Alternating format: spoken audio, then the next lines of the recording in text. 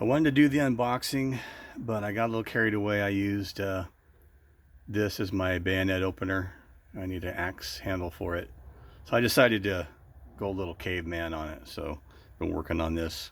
So I decided to use that to open the box. Bubble wrap, as RTI gives you 1,000 pounds of it. And I also got this trash bag on the back. I'm not sure what this is for. I guess I'm going shopping. Anyway, came with the tag. I took the tag off. It's Endfield No4 Mk1. This is a B grade. I just finished up with my jungle carbine. Now onto this. Doesn't look too bad when you first look at it. Not any cracks in the stock. It looks pretty good. The butt looks pretty good. Oh, that thing's stuck. Does have the rear swivel. Came with a clip, no bolt, and no safety. So I got a safety coming from RTI. I got a bolt from, where did I get the bolt from? I think I got it from another Sarco bolt. A number 1 head on it, because my other Enfield that's a number 4 has a number 1. So I got two of them, number 0 and number 1. I put the 0 in the jungle carbine, and I'm going to put the number 1 in here. It does have the rear sight. I can see from looking in there, it's pretty rusty right now. That clip, let's pop it out and see what she looks like. Here's a clip, rusty. Ooh, really rusty. Looks like it got wet at some point. That's going to take a little bit of work. This is my next project. Let's see if I can turn this around. Number 4 Mk1, dated 43 in the back here. Serial numbers on it. Upper hand guard's got a crack running through it right here that I'll have to address. Another crack up here. Oh, and I got a surprise. This is really cool. Check this out. I got a nail for a sling swivel. Like, how awesome is that? That's like original. And then somebody's bracelet went around the stock on here. I know some guys leave them on, maybe to make it tighter in the front. We got some wire up here. It does have the front barrel band screw. The sight's pretty loose. Looks like it's missing the screw in the front here, but it's got a nice big chunk of wire in there. I guess I'm doing electrical later with that. That's a freebie. But other than that, doesn't look too bad. It's got the bolt in the middle, which is, from what I've seen on other sites, is an Ishii bolt. Indian made.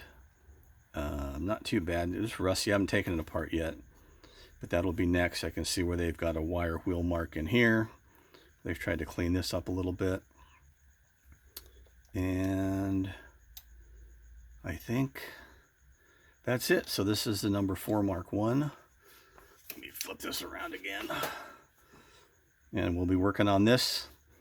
Trying to do the same process I did the last one. I'll be sweating the stock on this. I don't know if I'm going to try and repair these upper hand guards or just get new ones. They're pretty cheap online. You get them for about 20 bucks, 25 bucks. The bolts I'll have to get. Those are probably a couple dollars a piece. Sling swivel, you can get those for a couple bucks, or I just get the whole thing. Depends on how much I want to do to it. But it looks in pretty good shape. Let's check the cone on it. Bring my kit down here. So I always use a bullet 303. I'm gonna color it in with my quill permanent marker so I get a good accurate reading on it. So here it is, nice and black. Let's see what she's gonna do here. Let's stick this in there, and it sticks out quite a bit. So that's where the cone hits on the barrel. You can see it right there. That's how much I have. That's a that's a pretty good cone on that. I'm really surprised. That's better than the Mark V. Try it again. Stick it in there, squeeze it. Yep. Cone looks good. I tried to look down the barrel. You probably can't see anything. I'll see if we can shine any. There we go. There's some grooves in there, some lands in there. And a squirrel's nest as well. That's going to need some cleaning.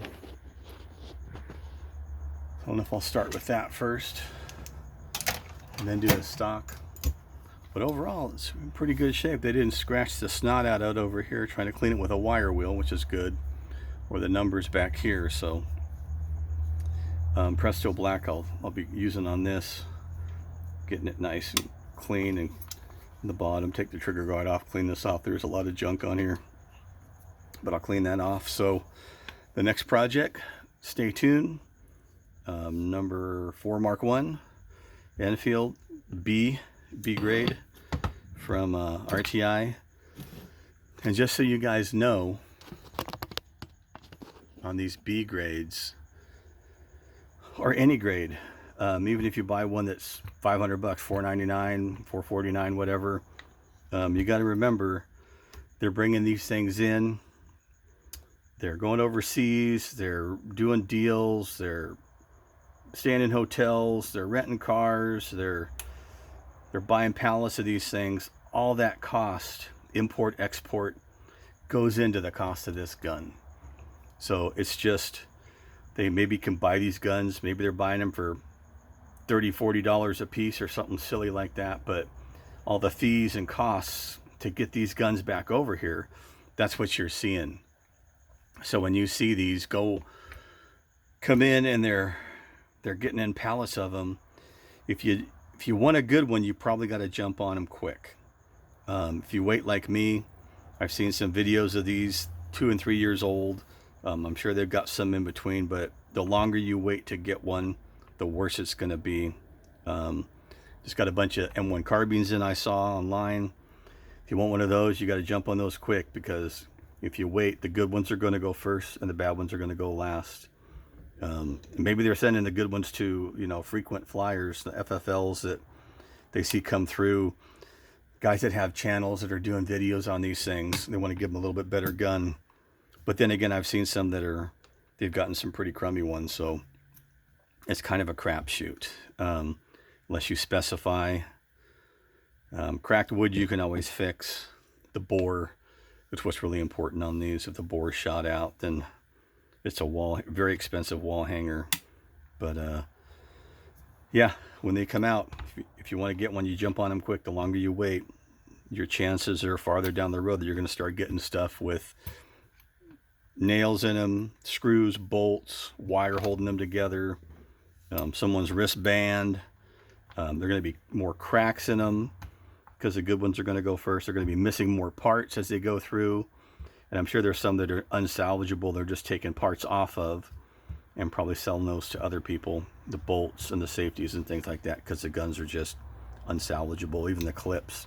I mean, you see on RTI, these clips are $50.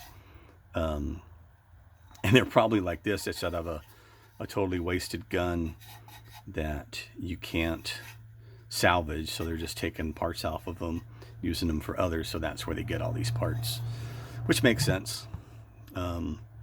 But yeah, when they get new batches of guns in, you got to jump on them quick to get a good one. Hopefully, there's no guarantees on anything, but for me, I just can't spend $400 or $500 for a gun that probably costs $100 or less to bring over, and they were just putting all their markups on it, which is understandable. I mean, that's any business.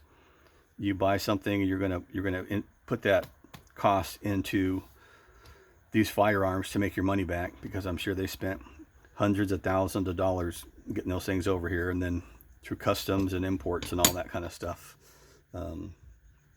things like that. In collecting guns, I also was getting in the safe and I saw this. I don't know if you guys know what this is. Some of you might. Some of you guys have an idea? Why don't you leave me a comment? Very rare. These were made in the 80s.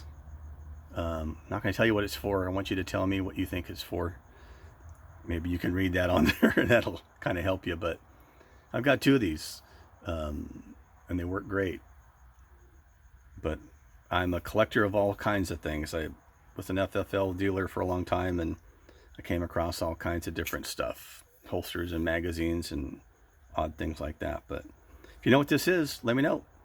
And then stay tuned for the number 4 Mark 1 restoration, and we'll break it down on the next video. Start sanding down. I'm going to really polish this thing. This thing's bad. Take it apart, and then take the stock apart, take the gun apart, and just see what she looks like inside. So if you know what this is, let me know. Take a gander. It's pretty cool. And I'll see you guys on the next video. Thanks for watching.